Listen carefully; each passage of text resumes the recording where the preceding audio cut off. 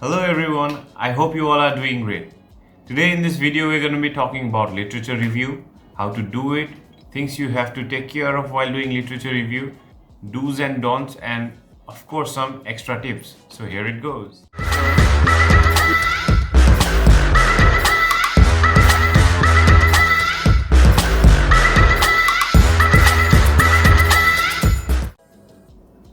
So literature review भन्नाले तपाईं के बुझ्नुहुन्छ?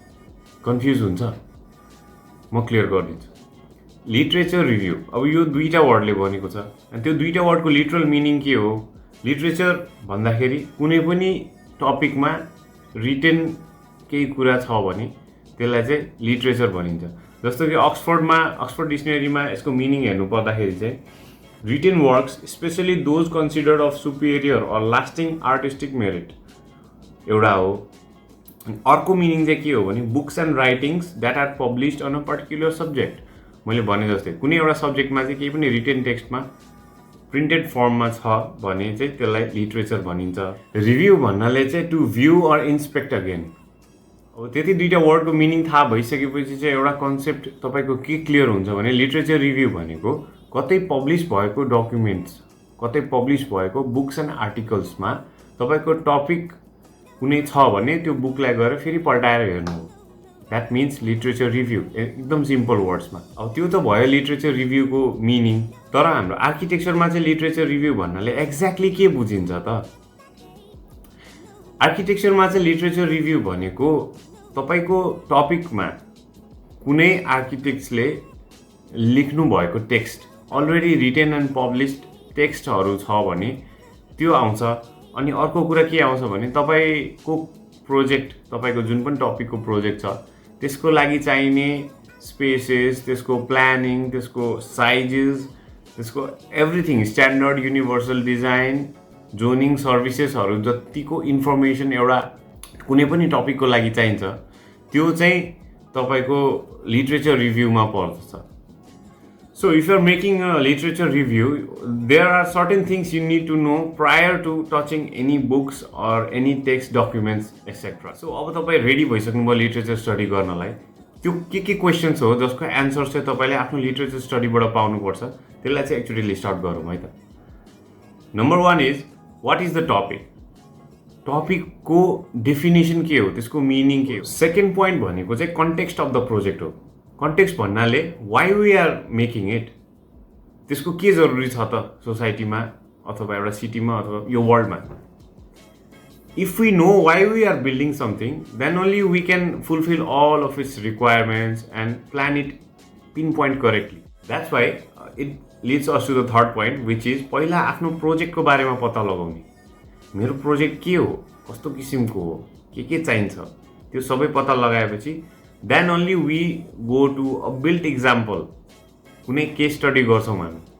तपाईँहरूलाई लिटरेचर र केस स्टडीमा धेरै कन्फ्युज हुन्छ होला, तर म एक पोइन्टमा तपाईँलाई चाहिँ त्यो कन्फ्युजन टाढा गरिदिन्छु. लिटरेचर स्टडी भनेको तपाईँले भर्खरै बुझिहाल्नुभयो. बिल्डिङलाई के चाहिन सक्छ सबै पोइन्ट्सहरू, त्यहाँ कस्तो कस्तो किसिमको स्पेसेस हुन्छ त्यो सबैको स्टडी फर्स्टमा चाहिँ त्यसको मिनिङ थाहा पाउनु पऱ्यो. Then only we go to the case study. Because फर्स्टमा तपाईँले केस स्टडी गर्नुभयो भने, सपोज फर्स्टमा तपाईँले लिटरेचर स्टडी नगरेर फर्स्टमै केस स्टडी एउटा बिल्ड इक्जाम्पलमै गइदिनु भयो भने तपाईँले त्यहाँ गएर के हेर्ने भन्ने कुरा थाहा पाउनु हुँदैन. You'll be confuse. त्यसको प्लानिङ हेर्ने कि त्यसको स्पेसेसहरू कस्तो आछ हेर्ने हो कि त्यो के हो जस्तो लाग्छ. एन्ड देन तपाईँ you will and up coming with lot of photographs and asking unnecessary questions to the people who are there, to the staffs, and that does not complete your case study.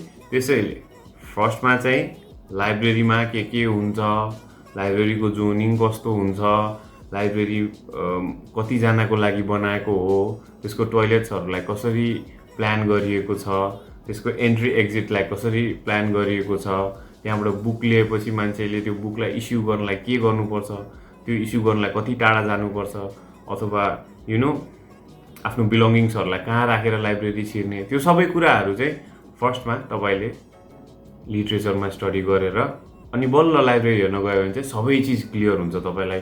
Wow, यो पनि राम्रो छ, यो पनि राम्रो छ, अथवा यो राम्रो छैन, यो मिले छैन रहेछ भन्ने कुरा चाहिँ तपाईँलाई थाहा हुन्छ.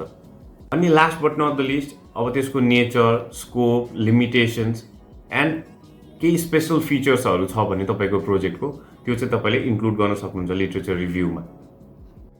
So now that you have known the first part of the literature review, let's come to the second part, which is technical aspects. Technical aspects भन्दाखेरि चाहिँ तपाईँले चाहिँ एउटा डिटेलमा बुझ्नुपर्छ तपाईँको स्पेसको कति टाइप्सहरू हुन्छ, कुन टाइपको स्पेस चाहिँ तपाईँले बनाउन थालेको हो. जस्तो कि अब एउटा प्रिजन हेर्ने हो भने लेभल 1, लेभल 2, लेभल 3, लेभल 4 को हुन्छ. त्यसमा डिफ्रेन्ट लेभल अफ सेक्युरिटिजहरू हुन्छ. तपाईँले लाइब्रेरी बनाउँदाखेरि पनि टाइप्सहरू हुन्छ होइन, कसको लागि बनाउने वाला टाइप हुन्छ. एउटा चाहिँ कति बुक्स अट्ने बनाउने हुन्छ, सिटी लेभलको हो कि एउटा स्कुल लेभलको हो कि कम्युनिटी लेभलको हो कि हो, त्यो काइन्ड अफ लाइक टाइपोलोजिजहरू चाहिँ तपाईँले डिफाइन गरिदिनु पऱ्यो. टेक्निकल एस्पेक्ट्सको सेकेन्ड पार्ट हो स्ट्यान्डर्ड्स. स्ट्यान्डर्ड्स भनेको तपाईँले बुझ्नुभयो नर्म्स एन्ड गाइडलाइन्स. तपाईँले कुनै पनि कुरा बनाउनलाई चाहिँ त्यो स्ट्यान्डर्ड्सले हेल्प गर्छ. तपाईँलाई एउटा डेस्क कत्रो हुन्छ देखि लिएर एउटा होल रुममा कति एरिया चाहिन्छ, पर पर्सन कति एरिया चाहिन्छ, कस्तो किसिमको प्रोजेक्टको लागि. जस्तो कि तपाईँले लाइब्रेरी डिजाइन गर्दै हुनुहुन्छ भने लाइब्रेरीमा पर पर्सन कति एरिया चाहिन्छ सिटिङ स्पेसको लागि, रिडिङ स्पेसको लागि, अर मान्छेको हिसाबले टोइलेट्सहरूको रेसियो कति हो, कबोर्ड्सहरू कतिवटा दिनुपर्छ होइन. त्यो काइन्ड अफ स्ट्यान्डर्ड चाहिँ तपाईँले पाउन सक्नुहुन्छ. हामीले एकदम मोस्टली युज गर्ने स्ट्यान्डर्ड भनेको चाहिँ टाइम सेभर्स हो. त्यो टाइम सेभर्स कन्सल्ट गर्नुभयो भने तपाईँलाई त्यहाँ सबै चिजको स्ट्यान्डर्ड्स पाउँछ. अर्बन डिजाइन गर्नुहुन्छ भने अर्बन डिजाइनको लागि अलग्गै टाइम सेभर्स हुन्छ, हामीले युज गर्ने बुकमा पनि छ. युनिभर्सल डिजाइन पनि फलो गर्नुहोस्. One important note for everyone, if you are doing a literature review you should not fill your whole sheet अथवा whole report with the standards and its figures, because there are a lot of things given in standard, each and every details. So you should not put everything out there and fill your sheet. Rather you put the texts, the examples which are set by our big architects who have worked and who have made masterpiece throughout the world. उहाँहरूको चाहिँ टेक्स्टहरू राख्नुहोस्, उहाँहरूको text study गर्नुहोस्. And then बुकमा कुनै पनि तपाईँलाई चाहिने प्रोजेक्टको लागि चाहिने स्पेसलाई चाहिँ कसरी डिफाइन गरेको छ त्यो राख्नुहोस्, त्यसलाई कसरी तपाईँले बुझ्नु भएको छ त्यो राख्नुहोस्. त्यसरी चाहिँ लिटरेचर रिभ्यू एउटा इन्ट्रेस्टिङ लिटरेचर रिभ्यू हुन्छ होला. स्ट्यान्डर्ड्सहरू त धेरै जसोलाई थाहा नै हुन्छ. अब डिटेलमा मान्छे एउटा 1.5 मिटरको हुन्छ भनेर थाहा हुन्छ, कबोर्डको हाइट कति हुन्छ त्यो सबै थाहा हुन्छ. तपाईँले आफूले चाहिँ सबै डिटेल पढ्नुहोस्, तर प्रेजेन्टेसनको सिटमा just to make that volume you should not fill the whole sheet with standards and its figures. एउटै फिगरमा धेरै कुरा देखाउन सकिन्छ. And only so those things which are very interesting, very peculiar, जसलाई चाहिँ हामीले डेली लाइफमा देखिरहेको हुँदैन, त्यस्तो कुरा राख्दा चाहिँ तपाईँको लिटरेचर रिभ्यू एकदम राम्रो हुन्छ.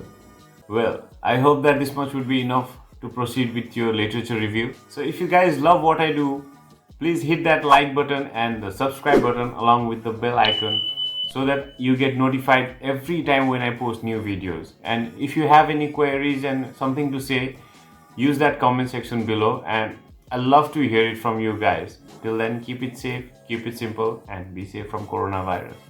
Peace.